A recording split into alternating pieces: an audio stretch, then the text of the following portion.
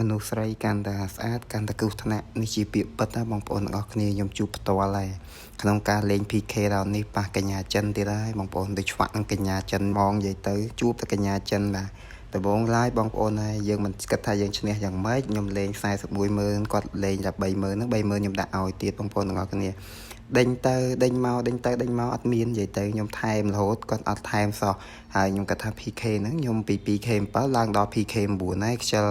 លេងតែបានរ៉ានឈ្នះយកតែម្ដងអញ្ចឹងបានគេថាយើងគិតមិនដូចព្រះគិតណាកញ្ញាឃើញតែស្អាតមែនប៉ុន្តែពឹសពុលណាស់បងប្អូនទាំងអស់គ្នាអួយគួរខ្លាចបងប្អូនដែលខ្ញុំដាក់ដល់60000នៅពេលដែលខ្ញុំដាក់60000បងប្អូនដឹងមិនអត់ខ្ញុំឃើញប៉ុងគាត់អត់តាមអញ្ចឹងដើម្បីខ្ញុំចង់ secure បន្ទុកខ្ញុំឲ្យបានបន្ថែមច្រើនខ្ញុំក៏ថែមឲ្យគាត់បាន120,000ណាបងប្អូនមិនមែនរឿងលេង120,000ប៉ុងណាខ្ញុំដាក់ឲ្យគាត់ពី100,000ប៉ុងដោយសារខ្ញុំគិតថាប្រហែលជាគាត់មិនលេងទេដោយសារតែប៉ុងរបស់ខ្ញុំមានច្រើនដែរមានណាបងប្អូនហើយ last minute កញ្ញាគាត់ធ្វើការដាក់មកក្បាច់បាសជើងជ្រងហ្មងបងប្អូនលេង last minute ចុងក្រោយអត់10 second គាត់ដាក់820,000ផ្ងាជើងជ្រងហ្មងអញ្ចឹងបានគេថា